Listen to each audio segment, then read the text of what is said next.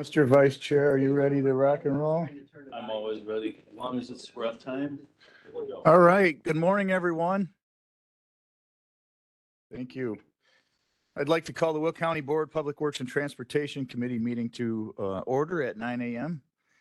And I would like to invite Mr. Hugh O'Hare. Would you mind leading us in the pledge this morning? Thank you. With allegiance to the flag of the United States of America and to the republic for which it stands, one nation, under God, indivisible, with liberty and justice for all. Thank you, Hugh, and welcome. Sandy, may we have a roll call, please? Here.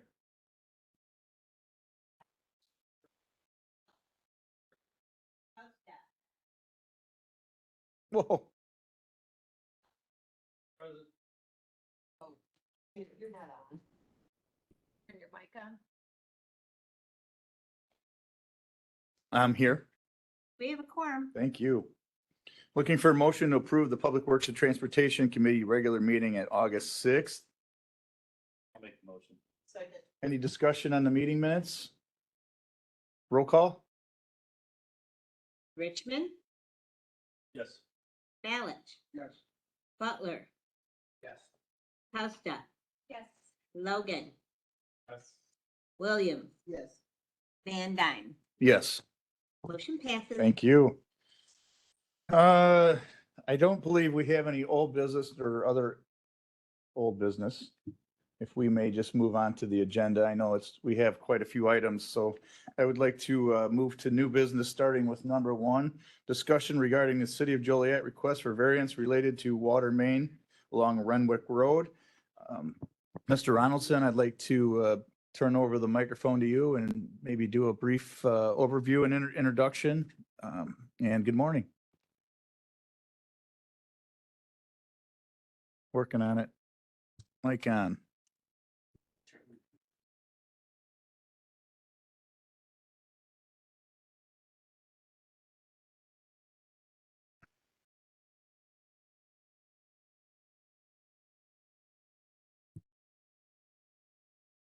Need some help here.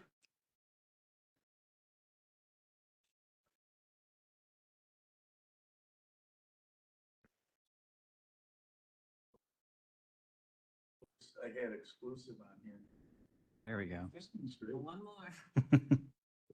Okay, very good. All right. All right. Good morning, Mr. Chairman, committee members. Joliet is here before us. They have a project they're going to give a presentation out regarding Renwick Road. It does require a couple of variances from my office.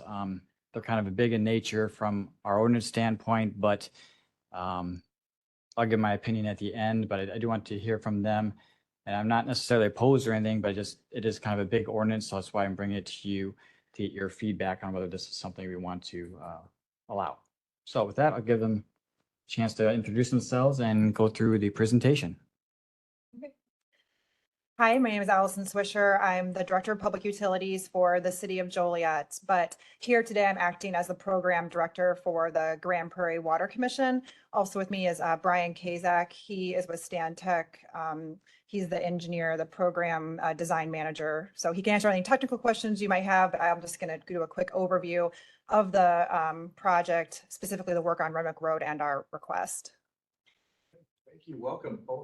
Feel free to get started. Okay, so just really quickly, this is a brief presentation. I'm just going to talk about the background of the need for this significant water improvement project, the work we're planning to do on Renwick Road, and then our preferred alignment and the request that Jeff mentioned. Okay, keep scrolling. All right, so as I'm sure many of you are aware of the issues surrounding the water sources in the Will County region. We have declining aquifer levels in this area.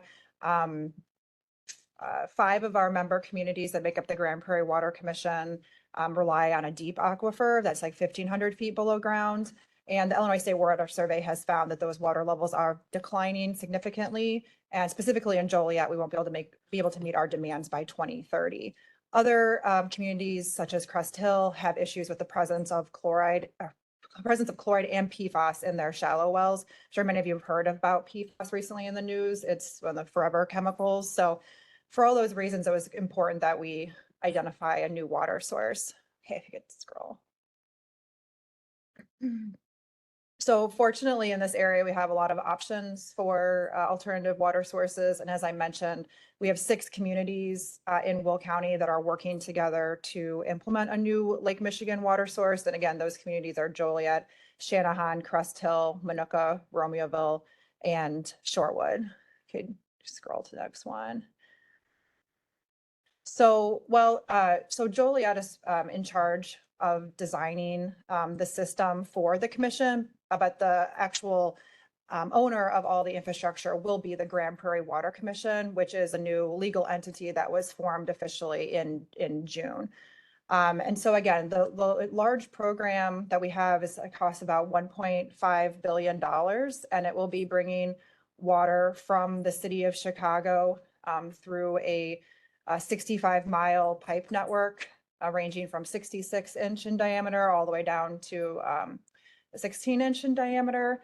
And all of this work is going to be getting kicked off early next year. So project is very much a reality, and it's going to be providing water to almost 300,000 people in 2030, and then also being designed to accommodate demands well into the future as all of these communities expand.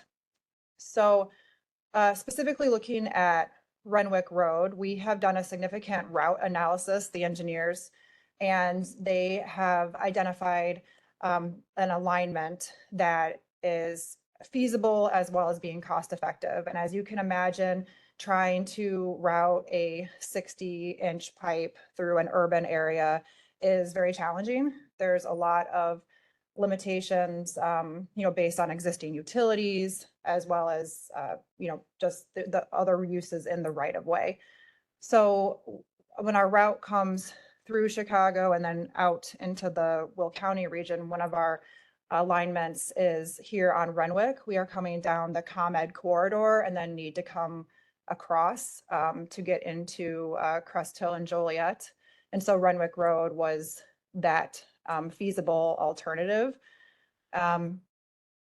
We are using the rights of ways to the most to the greatest extent.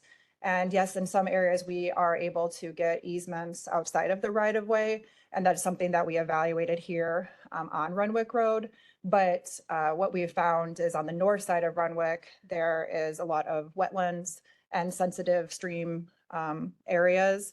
And then on the south, again, there's residential areas that prohibit us from obtaining that that easement for this. So we're really trying to kind of thread the needle here and get this very large diameter pipe within the right of way that is owned by Will County. Okay. So we've been meeting with Will County DOT for a couple years, just generally talking about the project, and more specifically this year about the route on Renwick Road. One of the things we learned from the DOT staff is just that there are future plans to widen Renwick Road. And we do know that, as your ordinance require, we cannot install piping under pavement, and the crossings need to be perpendicular.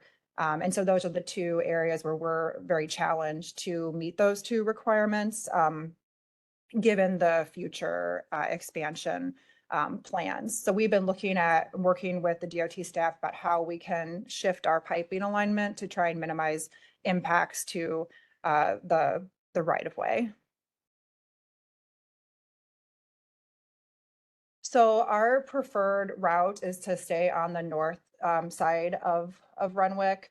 And again, we're looking at what the future roadway would look like. So while it's not imminent that the road will be widened, we do want to plan for the future. So we've been working to shift that so that it would be as outside the pavement, as much outside the pavement as possible, and also try to locate any of the underground structures so that they would not be within, like, in the traffic lane.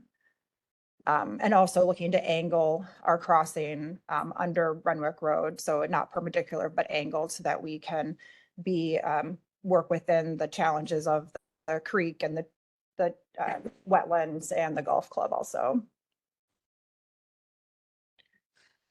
So again, these are, as Jeff mentioned, the variances we'd be looking for, which would be in lieu of not having 5-foot separation from the roadway to the pipe, but the pipe would be outside the pavement, and not having that perpendicular crossing. And, you know, we do feel like, again, we've looked a lot at this alignment to try and see how we can minimize impacts. But again, it's very challenging and could be extremely costly if we were to try and install the pipe, you know, within wetlands and within a creek and in a golf course. So I tried to minimize all those disruptions as much as possible. So I think that is the conclusion. Yeah, and so the next steps, we're just gonna continue, we're here today to present this and, you know, have to get some feedback, and then we of course continue to work. And I believe the construction for this is planned for when, Brian? This is later 2027-ish, I think, Yeah. around that time frame. Okay, a lot of information there, and it looks like it was put together really well. How long of a span are we talking along Renwick Road, Jeff? That is all the way along well, not all the way, halfway along Mistwood Golf Course between Gaylord and the ComEd. I was going to look that up myself, so you recall. About 2,300 feet. 2,300, About half a mile? mile. Half mile, call it. Yeah. All right, Jeff, do you want to Yep. make your comments, and then Yep. we'll open it up to the committee if they have any particular or other questions they'd like to ask? Sure. As Allison mentioned, the request for variance are on there. We don't allow utilities to be under the pavement or even within 5 feet, because that causes us great heartburn in the future as far as storm sewers and whatnot, and then just repair the structure if it is under the pavement. The Joliet has tweaked their design, as mentioned. We've gone back and forth a little bit, trying to get that as far away as possible. So I appreciate their efforts in doing that. When we do the 5-lane sometime in the future, I'm sure there'll be some kind of conflict. There always is, but at least we've done our due diligence to try and minimize that. So I think it's something we'll be able to work with. This is something we don't take lightly, because we don't want that in the future to be a problem for us. But given the nature of what this project is, it's probably worth considering a variance. So I can do that, but I don't want to set a precedent necessarily allowing this for any other projects unless it's really like this kind of level. But I wanted to bring it to the committee to make sure that you're also in agreement that this would be something worth considering as far as a variance. And then if so, that I can move forward with them on the design and move that along.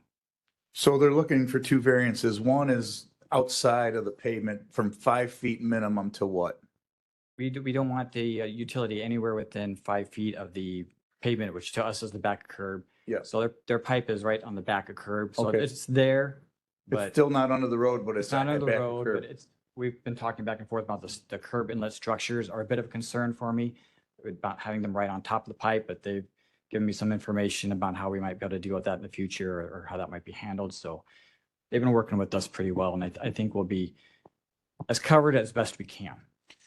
Can you also remind the committee why we only allow 90 degrees or perpendicular crossing the road and not a 45? Does that minimize the amount of pipe, obviously? Well, if you end up having to do something with that crossing, now you're tearing up a great longer width of roadway, because it's now this instead of straight across. So Okay. that's the basic reason. Sure. Okay, great. Looks like Mr. Butler has a question. Several questions, okay. So, is this to try to replace the aquifer that is low on water? Yes, so this will be a new water source, and it will replace our reliance on the groundwater, but we will maintain our wells as a backup supply in case there was to be a failure in that pipeline. Now, Plainfield just recently had the Army Corps of Engineers come out and clean up their water supply. And I imagine that part of that was to put in place all the filters to clean the PFAS out continuously, because they never really get rid of PFAS. It's still gonna be in the groundwater and it's still gonna get in the well. So is that, is it, I mean, Lake Michigan has PFAS in it as well, correct? Plainfield does purchase water. Ultimately, their water comes from the same source ours will, which is the city of Chicago. So I'm not familiar with the work that the Army Corps did. I don't believe it was related to drinking water.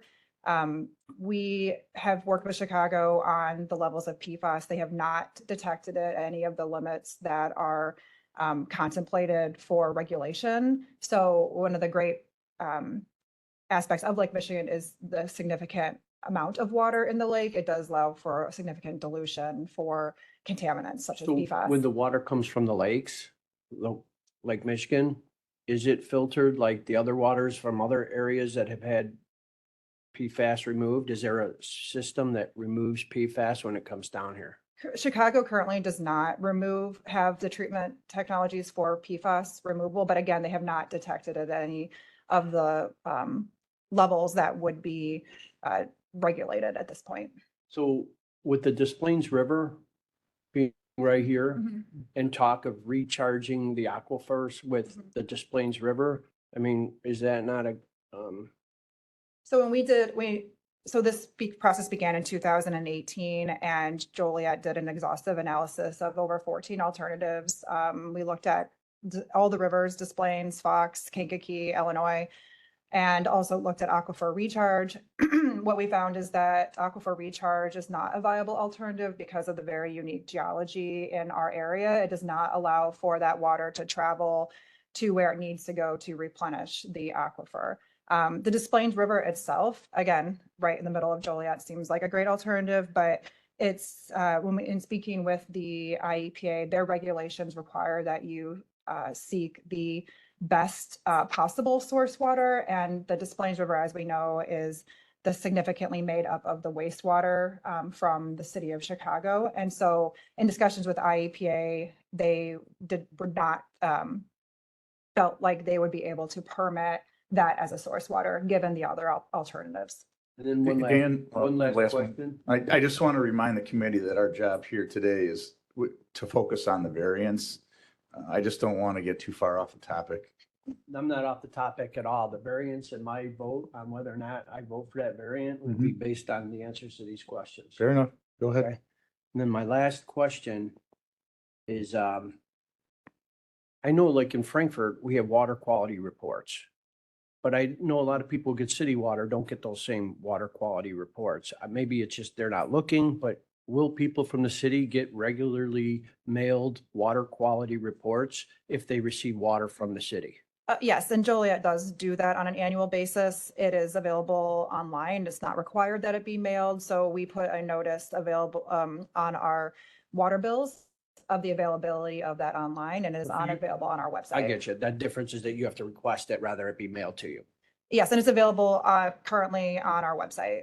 And that's actually they're updating that to now have to be done twice. So the Water Commission will not be doing that. Each community will be providing that water quality report. And I'm sorry, you get the, where I could find that information out? If you go to joliet.gov and then go to the Public Utilities Department, and I can send it to you, but all of our water quality reports you can go to City Hall and pick up a hard copy, and it's available online. All right, thank you. Thank you, Dan. Sherry? Yes, this is for Jeff. So it seems like it's way off of what we normally do. And you said that you're okay with what the plan is? Yes, this is not something we would typically entertain. We would have the utility go out of the right of way as far as possible. They've mentioned a few mitigation factors that are at play here, the wetlands and whatnot. But given the gravity of what this project is, it deserves consideration. And I think with the design, we're designed to well enough where we won't have that impact in the future. We will have some little bit of tweaks to do just because it's still hard to hit 5 lanes in this stretch. But I think we have a design that'll mitigate most of that. Okay, So so it shouldn't be too much of a burden for the county in this instance. So in the future, this won't be an issue. It'll be a minimal issue for us because I'm sure there'll be some things like I said, we'll have to do a little extra with the catch basins. Some of the pipes coming out might be water main quality, some little extra items like that, but they're small in nature. Nothing that'll stop the project. I think one of the significant things is, this is a critical 60-inch infrastructure, and not that when you have a smaller diameter water main, you don't take extra care to make sure it's installed properly. But given the criticality of this pipeline, there are significant belts and suspenders being done so that it's not something that's going to break. I mean, if this thing breaks, it's catastrophic for us and our residents. So there is, and Brian can elaborate on just all of the added items that are going into the design of the pipe so that it doesn't break and cause any issues for the motoring public, because that would be the worst thing for us to have happen. So again, we're taking extra care to make sure that this isn't something where you see a water main break, then you shut down a road. That's not what's going to be happening here. Okay, so 'cause I live in Crest Hill, so I am very concerned as well. Plus, I'm not drinking the water as much as I cannot drink it. But also, if there's no other place that this could go. Yeah, so we have, again, looked at many alignments, and what we're looking at was trying to maximize using ComEd. And so the ComEd right of way, this is where it crosses where we need to start moving back over to the east. And so there really is no other opportunity. And I believe the Crest Hill takeoff point is in this vicinity. It's just down Gaylord there. Just down Gaylord. Lines, yep. Yeah, so really to make it work for Crest Hill, we need to come across at this point. Thank you, Sherry. Since there's no other lights on, let's, Chief of Staff Kim has a question for clarity on minutes. Mike. Thank you. Allison, you had indicated that you are employed by the city of Joliet, but you were here on behalf of Grand Prairie Water. So is the request coming from the city of Joliet or from the Grand Prairie Water District? It'll be from the Grand Prairie Water Commission. So again, City of Joliet has a program management agreement with the Grand Prairie Water Commission. So we are, and up until June, the Water Commission didn't officially exist. So all of the applications we've been submitting to the county have been from Joliet because the commission didn't exist. But ultimately, the commission will be the permitting entity that will be the owner and operator of the pipe. So we're in the point of transitioning that at this point, because like I said, the commission did just formally come into existence as of June. Because the way we had it done on the agenda. Yeah. City of Joliet. Yes. Thank you. Okay, great. We did hear the information. Anyone else from the committee have any other questions? May I suggest that since there are no other questions and there does not seem to be a lot of opposition, Jeff, are you the one that gives the variance? I am, yes. And you were nice enough to come to the committee and ask the board members their opinions, correct? Correct. So I would like to suggest that Jeff continues with the variance. If anybody else has any objection to that, I think now would be the time to state. No? Okay. End of Thank you. discussion on that. Thank you, Mr. Ronaldson, and thank you both for Thank you. showing up this morning. Okay. Moving on. Item number 2, discussion regarding community input related to the Illinois Route 53 Manhattan Arsenal Road intersection. Once again, Mr. Ronaldson, would you like to introduce your teammate in this project? Mr. Walsh, I've known you quite some time. Welcome. Thank you. Yes, we have Mr. Matt Walsh with us this morning, Road District Commissioner for Jackson Township. He's brought to my attention, not just recently, but in the past as well, an area of concern for residents he's heard. So I'm going to allow him some moments, if you're willing to kind of paint the picture of what he hears about a particular intersection, this one of Illinois Route 53, which is Manhattan Arsenal Road. And then I'll go through some aspects of the memo after that as to what we've done in the past and what we could do in the future. So, yeah. Good morning. I don't know. Is the microphone? Sure. All right. Speak right here. I am Matthew Walsh. I'm the Jackson Township Highway Commissioner. Route 53 and Arsenal Road is right in the middle of our township. One of the biggest concerns I hear is about that intersection, even though Route 53 is a state road, Arsenal Road is a county road. It doesn't pertain to the township, but people are always looking for somebody to talk to when they see a problem or have an issue there. The residents have noticed a dramatic increase in traffic on Manhattan Arsenal Road within the last 5 to 10 years because of the warehouse development to the north and west, the industrial work at ExxonMobil and Lyondell, and all the industrial along 55 and Arsenal Road. We're seeing a dramatic increase in traffic at that intersection. Right now, Manhattan Arsenal Road does not have turn lanes. So when the traffic starts building up, there is only one lane for each direction to go. But what people are doing are passing on the shoulder on the right side of both eastbound and westbound. And so when somebody comes to the intersection, they want to make a left-hand turn, somebody is passing on the right-hand side. And the concern the residents have is they don't want to wait till a fatal accident before they see an improvement.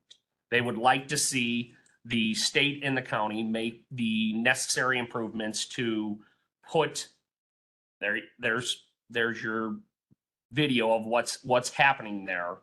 And so I went to IDOT had a open house back in March for Route 53.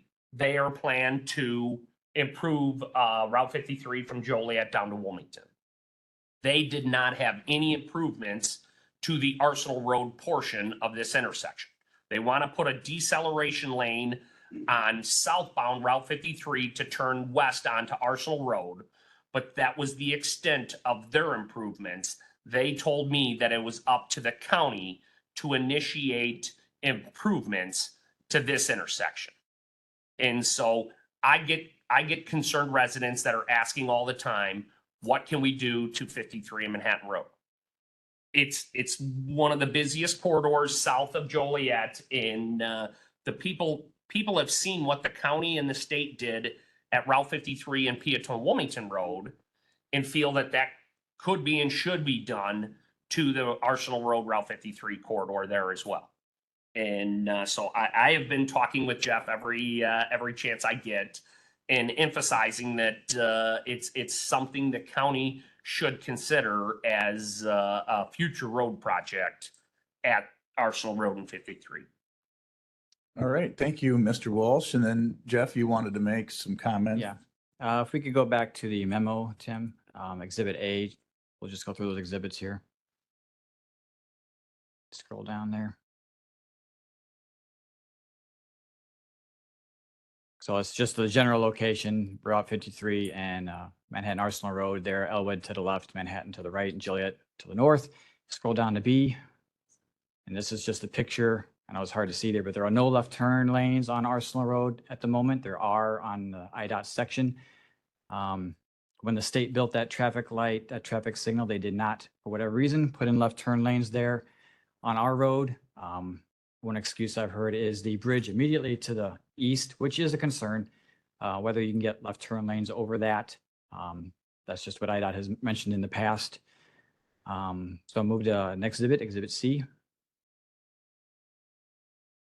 That's just a zoomed in of the picture of no left turn lanes on Arsenal. Exhibit D. And this is the Route 53, the IDOT corridor study Matt mentioned. And then the highlighted section, there was a request. They actually had public comment themselves requesting eastbound and westbound turn lanes. The general response is, well, that's a county route. That should be their issue. While I somewhat disagree with that, it is what it is. We'll move on to the next exhibit. So this is their final, at the last public meeting back in March. This is their proposal, what they're going to do the intersection, and all they're doing, as Matt Walsh mentioned, is add in a right turn lane there from south to west. And then obviously it looks like they're paving as well. So those are the only improvements that they're planning to do at that intersection. Next exhibit. So since that point in the memo there at the bottom, DOT went back through and looked at a bunch of things. Last 5 years, accident history. We do not actually have accident reports that collaborate what is being addressed here. There's no real accidents from what you're seeing, these people going around on the right. There are a lot of near misses though. I personally experienced it myself. And that was something IDOT mentioned, that they don't see a need because there's no traffic accidents. We can debate whether that means we should do an improvement or not. And I think that's why we're here, because there's no traffic warrant to say we need to put a left turn lane in there. So we also went and did inquiries from our 2050 plan that's going on right now. Are people bringing this up? And yes, they have.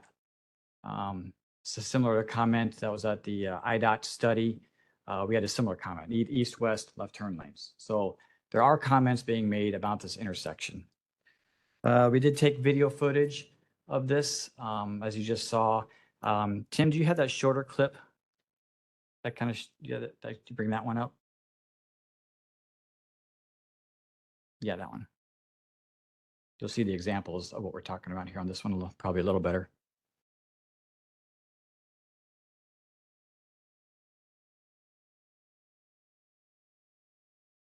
Patience is a virtue. There we go. So as people, as that white car moves forward, people just, they go around the right. So it's confusing for oncoming traffic to know whether is people stopped or is someone going to come around and I need to be aware of them. So there could be head-on collisions there. There's a lot of near accidents. I've gone through there myself and have witnessed such things. So that's what we're talking about there. So left turn lane would remove that. So we also have made inquiries to IDOT. It's their signal. So we would have to get approval from them to do whatever. One request could be, okay, we'll make only eastbound go. It's called split phase. Just allow the eastbound to go. So there'll be no conflicts. So that all eastbound gets to go, they stop, then all westbound gets to go. That's what a split phase is. So there won't be that conflict thing. However, that creates quite a bit of delay because there's only so much green time around the whole signal. So you'll have more backups on Arsenal, and it could impact Route 53 as far as the green time they get. So IDOT might not be agreeable to that. We do not have a response from them yet on that. That would probably be the cheapest. There would be signal heads to do and some sign modifications. That would be the cheapest option. And then we also did look at the bridge itself. That drawing right there shows what a left turn lane could look like. We have looked at the structure and we could fit left turn lanes on there if we just go with 12-foot lanes and a 4-foot shoulder. So we've kind of debunked that myth that the bridge is an issue. It is really not. So what that would mean is we do pavement widening to put in the left turn lanes and quite a bit of signal work to change the heads around, longer mast arms. So it can be done. We don't really have an estimate of cost because I don't know what IDOT will require beyond what we're proposing. They're the kind of wild card in the room. I don't know what they're going to request. This could easily be $1 million just because of the traffic signal equipment and the widening. So we are, again, I have reached out to IDOT to have a meeting with them to discuss what to do because they're going to do their improvement. We don't know when. Where we may do our improvement probably in a couple of years. So there could be some disconnect as coordination of timing of projects. So we would want to make sure that we don't want to do it twice necessarily. So maybe we bring IDOT into our project or vice versa. I don't know if they'll like that because their phase 1 process, they might not be able to bring our project in. So there's things we can work through there, but so those are kind of a lot of the, they're not problems, they're just challenges.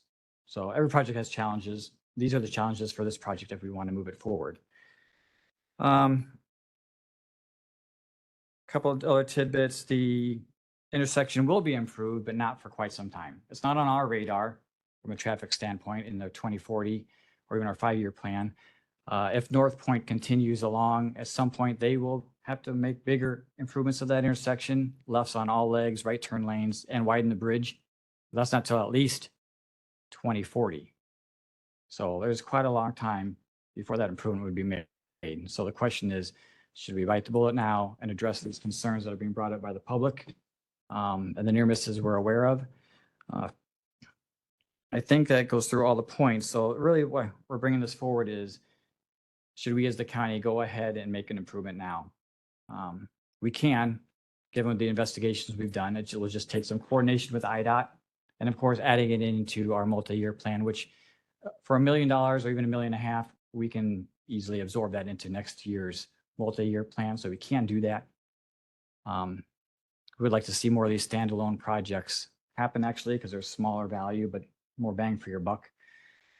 And we have partners, not necessarily, he hasn't said he's going to partner with money or anything, but he has brought it to our attention and thinks this would be very good for the community, as has the village of Manhattan. I met with them last week. They mentioned this intersection. Elwood has mentioned this intersection. So there's definitely a visual to this intersection. So I guess I'm looking to you as the committee.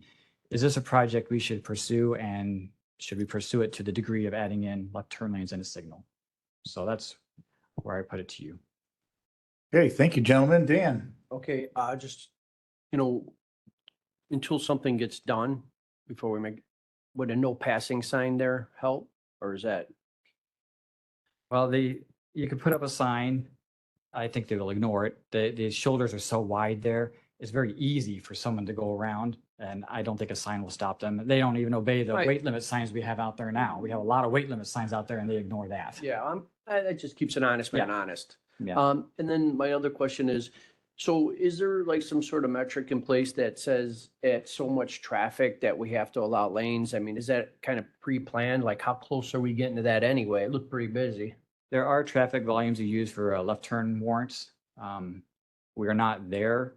I don't know how far off we are, but from the traffic volumes you saw there in the peak hours, it definitely looks like we're close. I don't know if we're there, but we're close. Be nice to know how close we are, because I mean, if we're close and, maybe it's something we should just get on.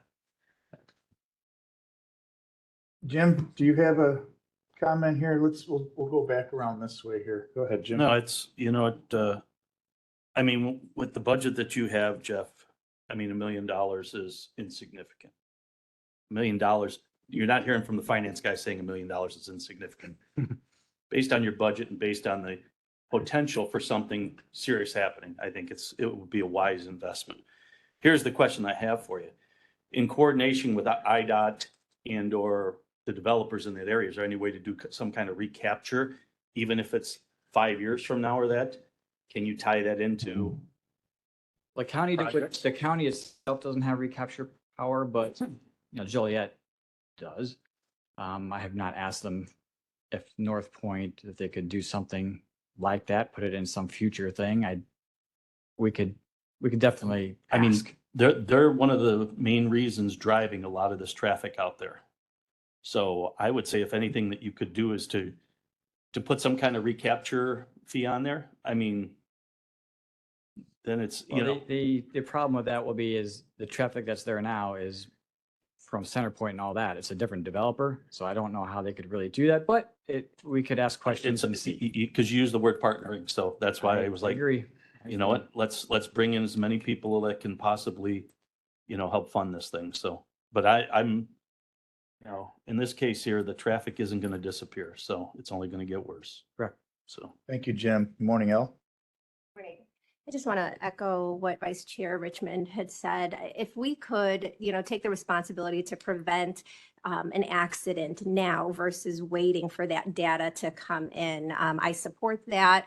And I think that our budget can absorb it based on what you've shared with us, Jeff. So continuing the work to even push on IDOT and see, what ways they can, support this effort. I'm hearing that there is consensus amongst this committee to move this forward. And I support that. Thank you, El. Steve? If you're looking for money, there's a lot of money from 143rd Street that you could take. And I think that would solve the problem, because you got a real lot of millions of dollars. I don't remember the exact number, but why not take that? Because the people there don't want it. And these people, there aren't any houses around there. And this is probably the right time to do it before you end up getting subdivisions that'll get the same problem you got with 143rd Street. Thank you, Steve. My comment would be that I do drive northbound on 53. For the last 15 years, we won't add any more than that heading to work. But I do see that as a definite issue every morning and also on the way home. People do want to turn left facing each other, and they're blocked by the people going straight through with not a lane. They're just going, it is dangerous, and I'm very shocked that there has not been head-on collisions. So I am extremely happy that you brought it to our attention, and also the committee as a whole is willing to support us moving forward on that. I think it's a great idea. Anyone else? So Jeff, what do you do from here? From here, we'll do more due diligence on crafting a scope of project. Well, number one, we'll see if that split phase is at least something we can do in an interim, because that could be done much quicker. So we'll have that conversation with IDOT, see if we can at least stop that in the near term, but in the long run, left turns are more ideal. So we'll scope a project and see if there are any partners, have those discussions, and then bring back an engineering contract at some point to move forward with left turn lanes. Time frame? That will depend on the responses I get from IDOT. In your In experience, how long? reality, we could have a engineering contract by the end of the year if I get feedback from IDOT within a month. Wow. Because it takes a couple months to put out for a request for proposal, then draft the agreement. So by the end of the year, we could have an engineering agreement in place. And then possibly construction in spring? Not that quick, No? because then I'll have to get IDOT to review and approve, and they are incredibly slow. We do not anticipate right away, so we have that going for us. I don't know what utilities are in there. So there's chances that this could move along quickly, but I caution you, when I got IDOT involved, they've been really slow. Okay. Anything else? Thank you both. Thank you. All right.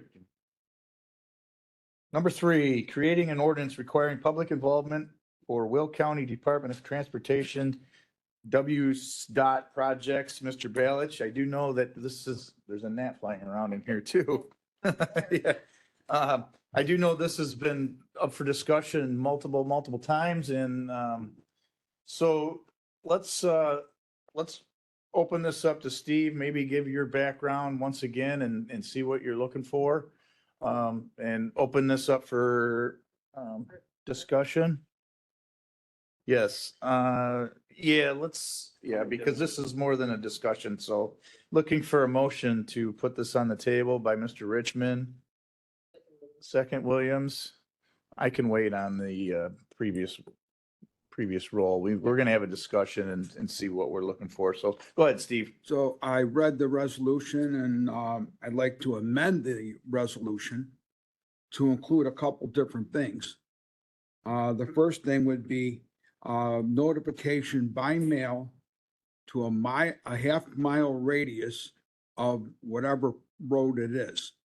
And the reason for that is because if you're within a half-mile radius of that road, you're going to get affected. So we do that every 2 years. Because people move, they come in, different things happen to the road. Then there could be a reason you don't need the road anymore, like at 143rd, we have 159th. You don't need 143rd redone. Okay, then the next thing would be to bring the entire road project concept plan to the board every 2 years and include in there, and when they bring it to the board, then include all the comments and everything that's discussed in the public hearings. Because we don't know what the comments are. We never see that stuff.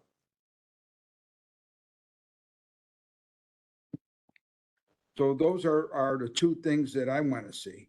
And, I know one thing, we just voted a couple months back about the 2040 or the 2050 plan. I forgot which one it was. We never even saw the plan. It's on the internet somewhere.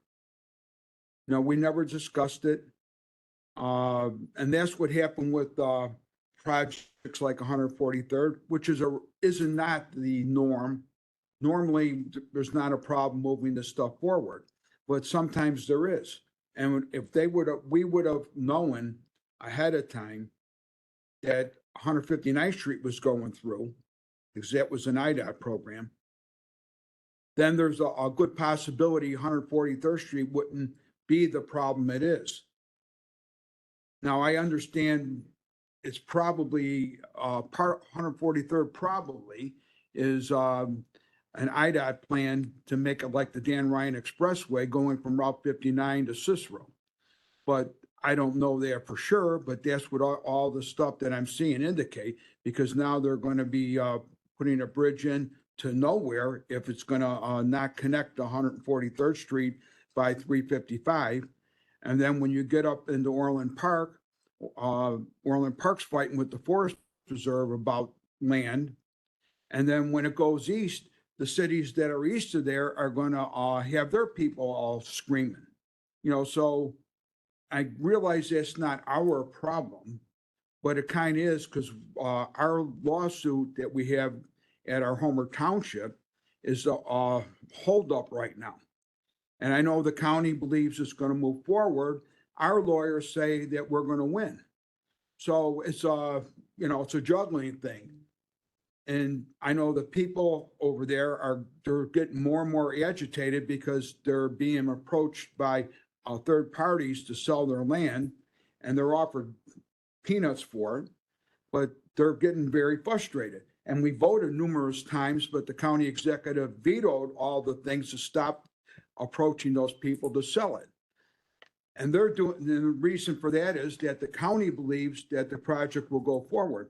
Now, if we had something every 2 years, there would be enough time that we could stop projects that are not wanted by the people. We just talked about a project with the people going around and it's dangerous, right? Well, take the money from 143rd Street and move it over there.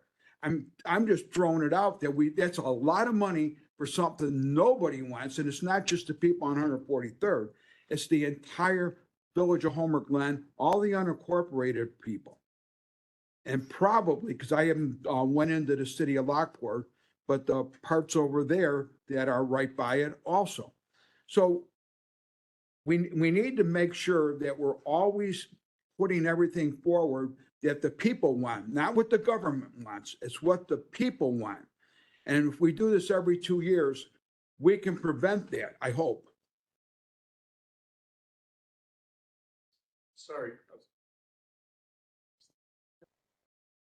Okay, I get, I did make a motion. I don't know. yeah, so I just, for clarification, and Kim has maybe can help us out, but the purpose, I'm reading the purpose, and those items that you just brought up that you want to amend is in the purpose of Right, I want the creating the ordinance, but the actual ordinance, I'm not seeing it in there. So Kim, can you help us out here real quick? Because I want to make sure that you do get your amendment if that's where it needs to go. Number one, mic on. Okay. Everyone, huh? Yep. Mr. Balich, if I'm understanding you correctly, you would like to have the ordinance amended to include notification to the property owners within a half-mile radius of the project by letter. Is that correct? Correct. Okay, that is contained in paragraph number 1 of the proposed ordinance. Okay. And you also are asking that the Department of Transportation present every 2 years to the county board a list of the projects that are currently taking place. And the comments. Okay. So that is contained in paragraph 5 of the proposed ordinance, except for the language regarding the comments. So is that, Talking about I read the entire thing down the purpose. It might be included in it. Talking about the actual resolution. not the resolution adopts the ordinance as, yes. Okay, Okay, then. so those items are As it's contained fully- except for the comments. then there's right. no problem. Is So that- you want to amend paragraph 5 to include the Will County Department of Transportation shall present at the January County Board meeting of the following calendar year and provide a project list and list of property owners notified per project. And then add in there along with public comments. Yes. Okay, so I want to keep this straight. Yeah. We do have a motion and a second to put the ordinance on the floor. You want to make a motion to amend. So let's see if you have a second for that, and then we can continue discussion on the amendment. Second, Dan? Okay. Let's open discussion for the amendment, and then we'll take a vote on the amendment. Is there anyone need to discuss the amendment? Yeah. Sherry, hi.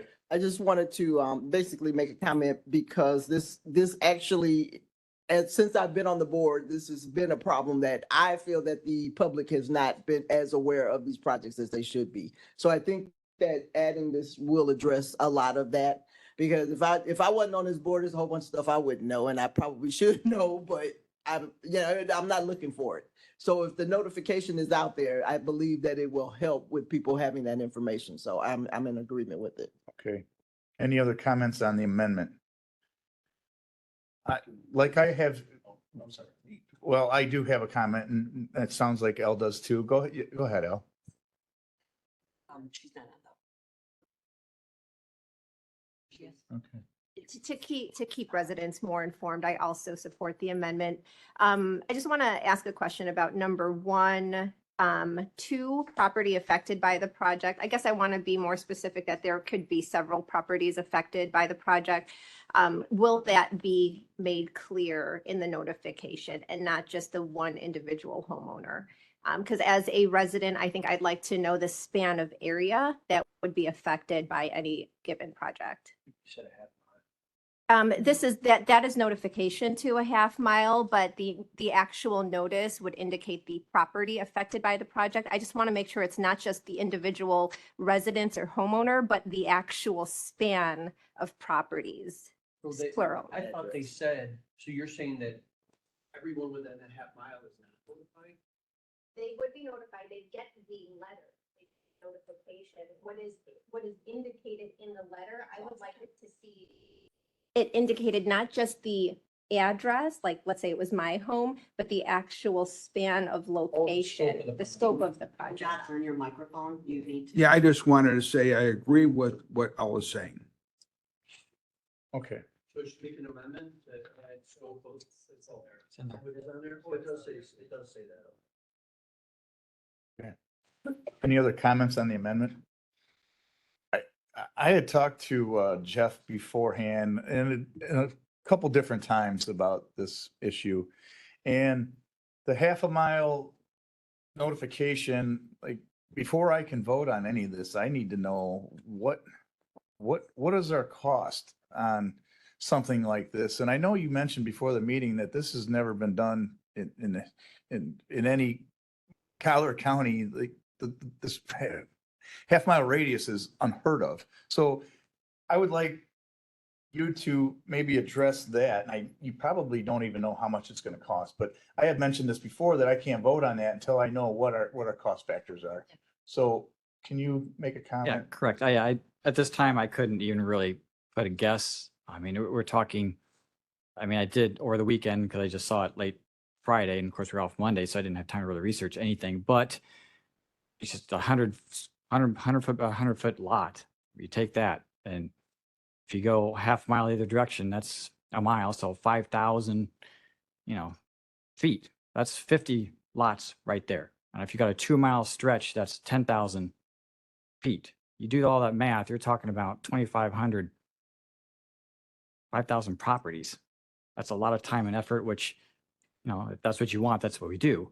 It's just, that's a lot. And I don't know of any other county that comes anywhere near this. And the ordinance for the Bureau of Land Act says we send public notice to the affected property owners. And in that notice is the scope of the project. It's from here to here. And we put in a website nowadays. We didn't back in the 143rd day, but we put the website so you can get a lot more detail nowadays.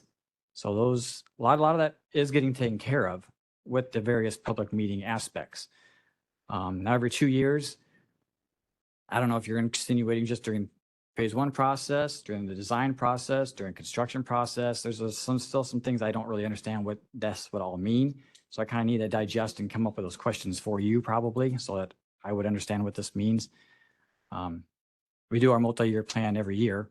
So that is put out there for people to look at and have questions on. And typically we would go through the projects through that list, maybe not in great detail.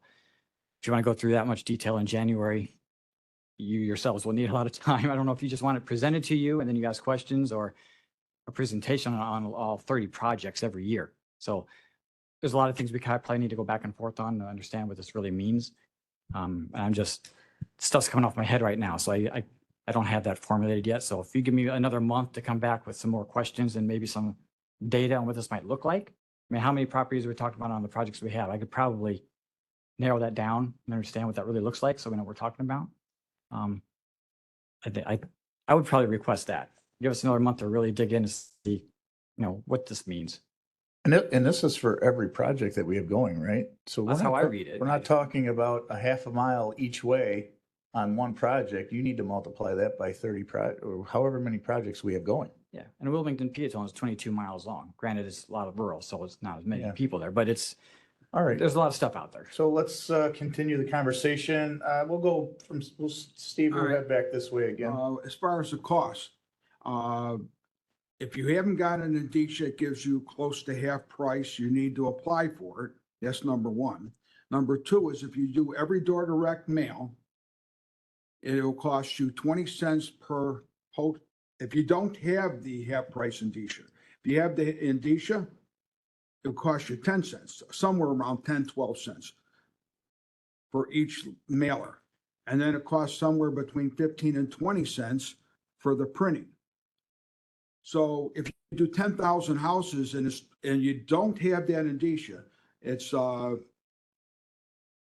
cents per piece, and you use every door direct mail. And if it's going to be 10,000 houses with 20 cents a piece plus the printing, it's about 35, 40 cents, somewhere in that range to mail the 10,000 houses that you just said.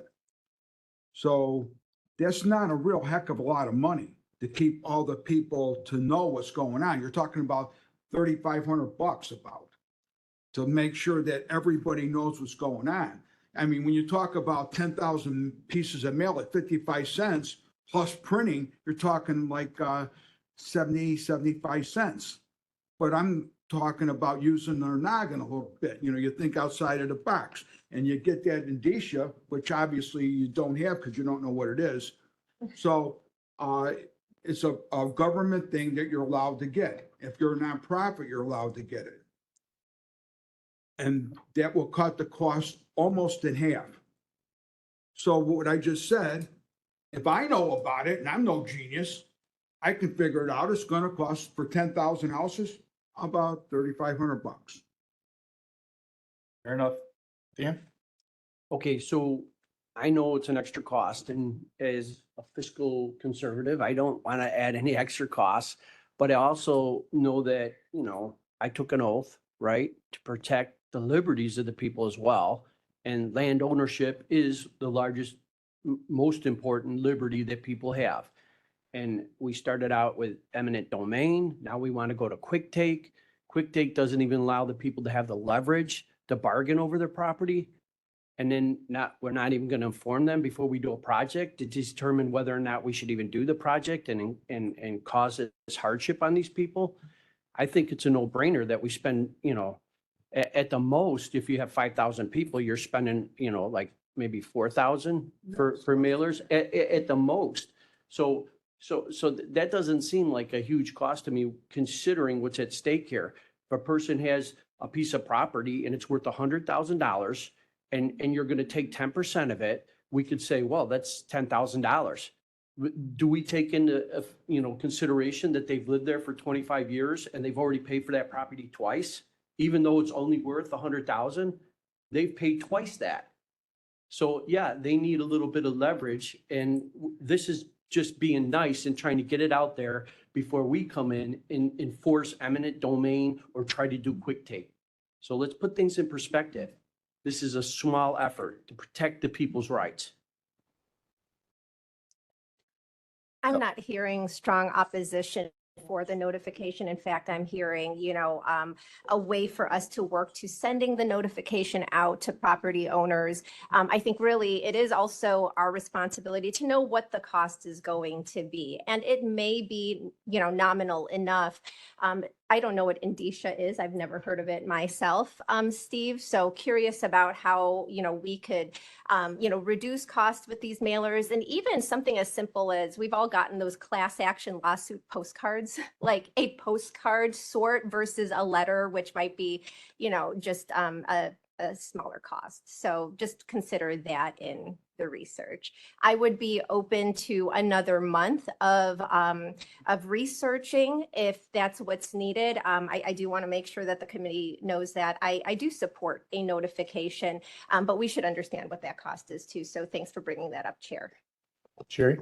I agree with what Elle just said, but I also, it seems to me that we do leave people out of the equation a lot of times. There's a certain, we think we know more than they do type of attitude that I don't care for.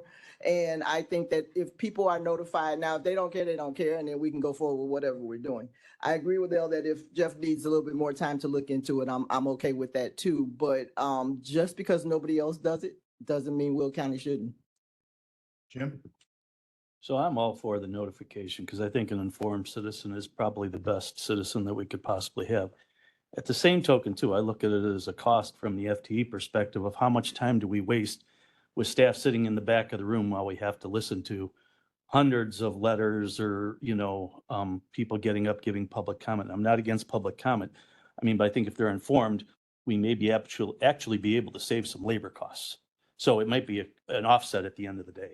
So I'm all for it. Okay. Yeah, out of the requests of the staff, Jeff, I would be willing to give you another month and come back with some numbers.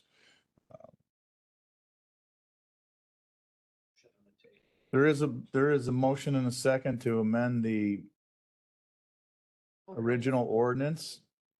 So if this discussion is over, I would like to call for a roll on the amendment.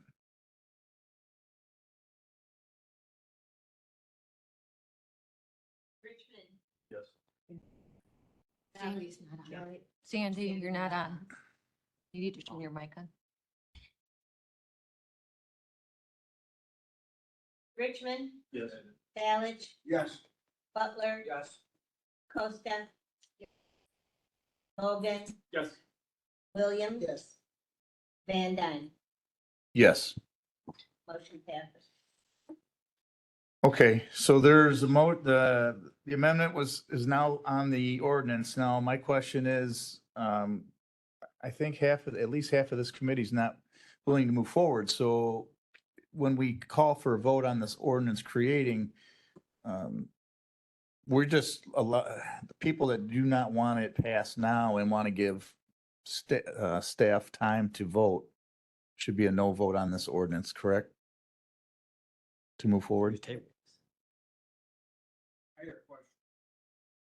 Okay.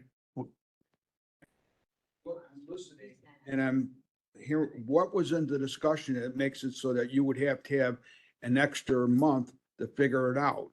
Because I just told you, there is a thing called an indicia that you can get. And if you don't know, somebody here has got to know because I know all about it. And so if I know your staff should be able to find it and find out if you qualify for it and everything else. And even if you don't, it's 20 cents.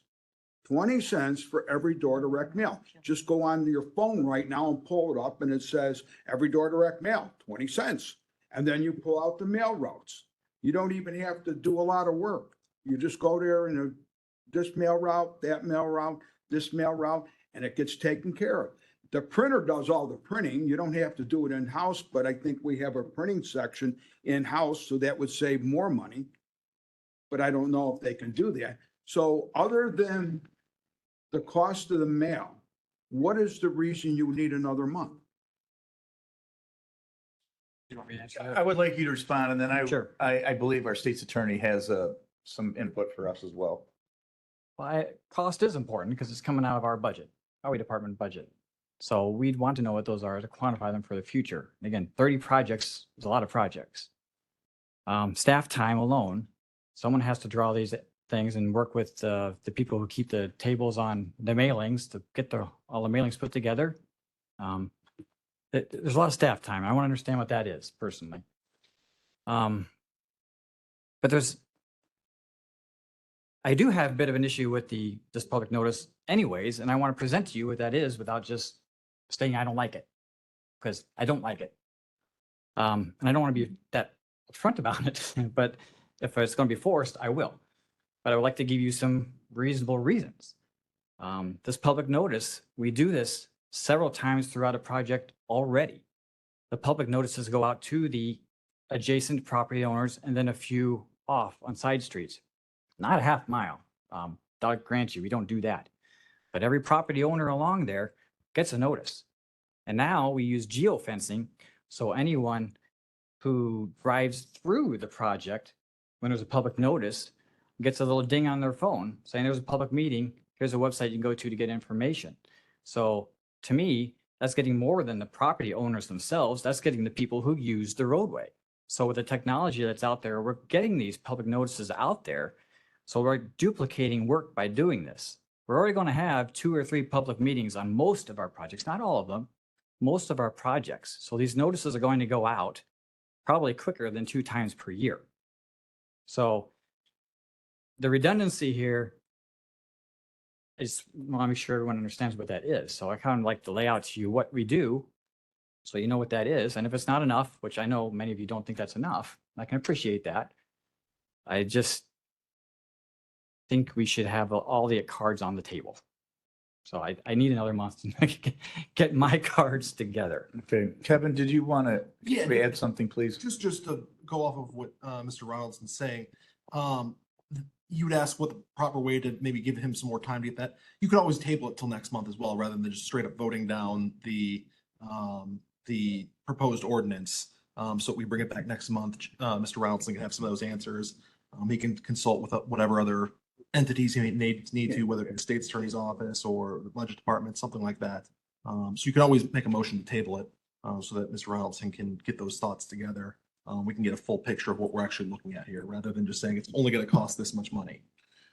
Okay, so what I'm understanding is Mr. Balich made the motion. He would either have to rescind his motion, and if he doesn't want to and he wants to continue with the vote, then the chances are a yes or a no.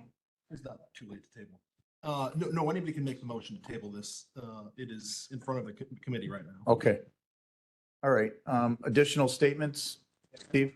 Go ahead, Dan. He was ahead of me. Okay, let me get Dan. I think this next So- time. I heard what you had to say. I didn't feel that any of that reasoning was that strong. One of the things is we want to have this meeting before costs are incurred. We want public opinion on a site before we get ourselves indebted to IDOT, before we get threatened with a blacklist because the people don't want it, so that we don't have those kind of problems arise. So that's part of the notice up front, okay? And then wasting all of our staff's time in trying to present a huge project before we even know if the people are going to fight it, okay? Because we represent them, okay? Ultimately, we represent them. So that's why it's important to have this before, and that's how it's different than what we do now, which is after we have incurred all kinds of costs. And as far as geofencing, I'm glad that you brought that up, because with geofencing, which I am familiar with, it is very simple. I mean, it would take me about 5 minutes to encapsulate everyone within a half mile of that project and have a mailing list ready to go out to the printer. It's how long it would take because of the use of geofencing. So I just, I think that there's very little reason not to have this notice for the people. Al? Thank you. I appreciate our Director of Transportation and Engineering, telling us, the way that he feels. So be as direct as you feel you need to be with me and the committee, Jeff. I do appreciate that. And even after hearing all of the department's reasons, this committee may go ahead and vote forward this notification. When we get that notification, or when we do that, which I believe this committee will be moving this forward, I want to know what that cost is going to be. I want to know that Steve's idea, was brought forward and getting the best possible price. I want to know that my idea of maybe a postcard versus a letter, if that was going to keep prices low, happens. And so I think in tabling this and bringing it forward a month, it'll give us that information. And it'll also, I think by October, give us time, if the first notification goes out in December after this next election, we're going to be all right. This month is not, I'm not too worried about that, but I would like to hear the additional information you and your department want to bring forward to us, Jeff. Sherry? And just for me, just the fact that Mr. Brownson wants to, he's making the request, common courtesy, give him what he wants. Yeah, I tend to agree as well. So, Steve, how would you like to handle this? Would you like to continue to move forward? Yes or no votes? Yes. Okay. All right. I'll call for a roll. So just for clarification for the minutes, you're voting on the amended ordinance at this point. Yes. Okay. Richmond, We voted on the amendment, To but now, amend it. and now, And now you have to vote on Now it you as amended. yeah, I'm sorry, Kim. As amended to. Moving it forward. To include, Moving it forward to the full board. the amendment of public comments received by the Department of Transportation for each project would be included in the presentation to the county board. Yes. Ballich, Yes. Butler, Yes. Costa, Logan, Yes. Williams, Van Dyne. No. Motion passes 4-3. 4-3, motion carries. Okay, thank you, everybody. Great discussion. Mr. Ronaldson, you better do your quick homework on that. Just kidding. Yeah. All right, let's move on. I'm sorry, Capital. Number 4. And I don't remember, did you need to speak on this, Jeff? Granting, Not unless there's questions. okay, so need a motion granting ingress and egress for temporary use on Manhattan Moni Road, County Highway 6 and District 3.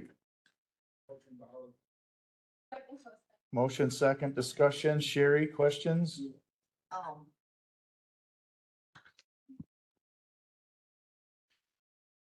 If you guys want to just turn them on, leave them on, and I'll just, because this thing is not jiving with it. Yeah, just leave them on and I'll just try to pick you out. Well, you still have to press around. Okay. My question is this something that's already going forward? Because when I'm reading it, it sounds as though we haven't even approved the project. Has this been approved? The development is going through the village, through their approval process, so we are aware of the project and are working with their engineer on access improvements. So yes, we are aware of it. They're just needing to get in there earlier for the stockpiling of these grindings. But it hasn't been approved yet. We have not issued a permit, otherwise.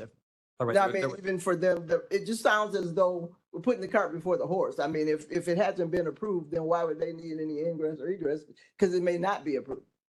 That's true. I mean, they're working through the village. I guess the village could say no. I personally wouldn't see that happening, but if they say no, then the project is a no-go. We don't have any control over the I project understand itself, that, but we but do have this, that we're voting on something before they even, we're voting on allowing them to bring in these grindings and storing them. Now, if the project goes away, then they have a pile of grindings and the access comes out and we're back to, our access gets restored as it was before. So it just seems ridiculous to vote before they even have the project. I mean, it's their request. Any other comments? Okay, let's ask for a roll on that. Number 4, please.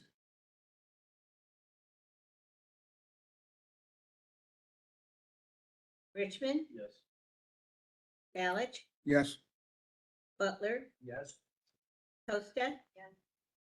Logan, Yes. Williams, Yes. Van Dyne. Yes. Okay. Motion carries. Motion carries. All right. Number 5, authorizing an IGA agreement with the Village of Homer Glen and the County of Will for the improvements on Bell Road from 151st Street to Martingale Lane, District 4. Motion, Second. second, discussion? Is there a previous roll? Previous Logan. Thank you. All those in favor, please say aye. Aye. Anyone opposed? That motion will carry. 6, authorizing an IGA between the city of Lockport and the county of Will for maintenance and energy of traffic signals at the intersection of 143rd and Gauger, District 4.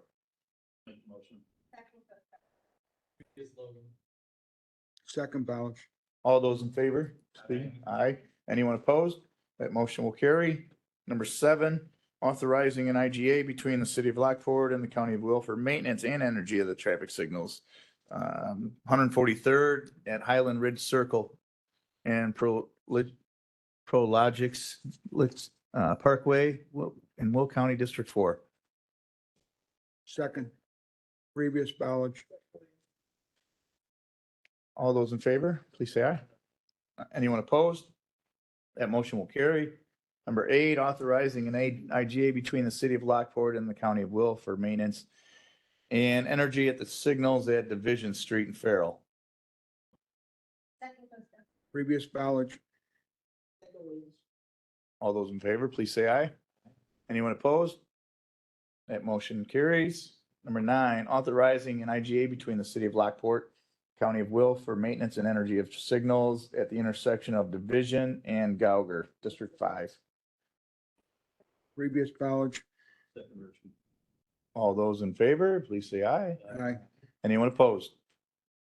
Motion carries. Number 10, intergovernmental agreement between the county of Will and Village of Bolingbrook for the improvement of 5 signals to incorporate intelligent traffic systems. Previous, Balance. All in favor? Aye. Anyone opposed? Motion carries. Now we're on to number 11, authorizing approval of an IDOT county joint agreement for improvements on US Route 6 from I-55 frontage to Terminal Court, District 1. Motion, Richmond.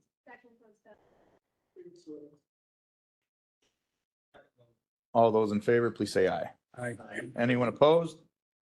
Motion carries. Number 12, authorizing approval of professional services agreement for preliminary engineering services, first phase with Trans System Corporation on Route 6, I believe, from I-55 to Terminal Court, District 1.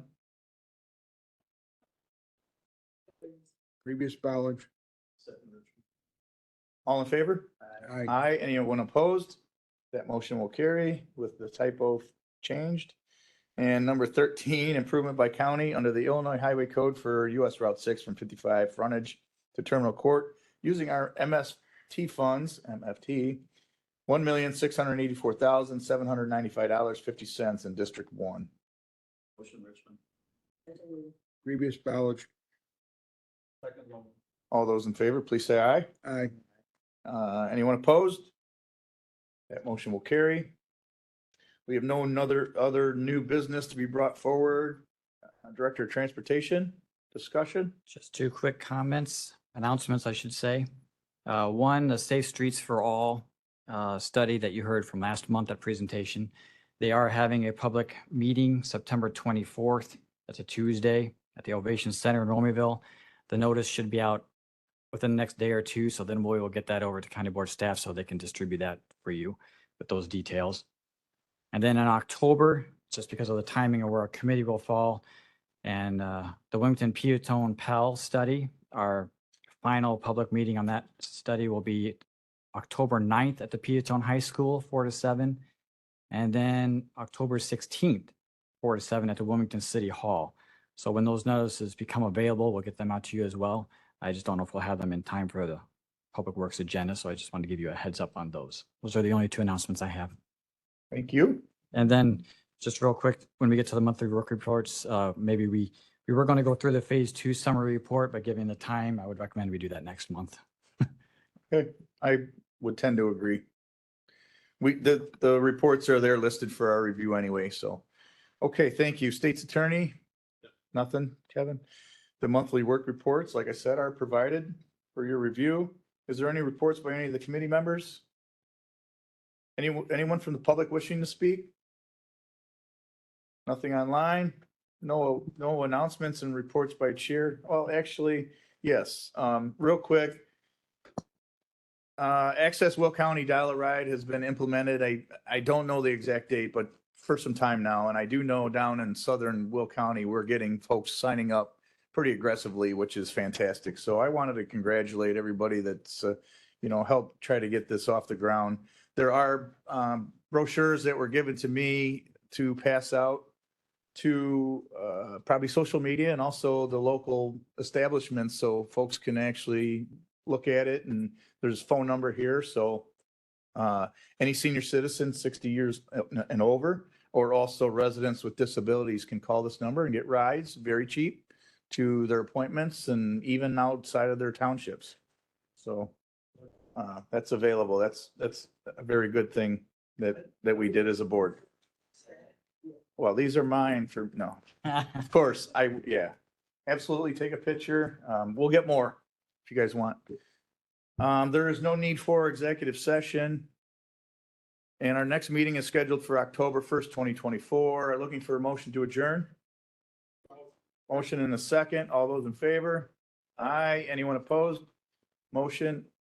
We are adjourned. Thank you, everyone. And we'll see you soon.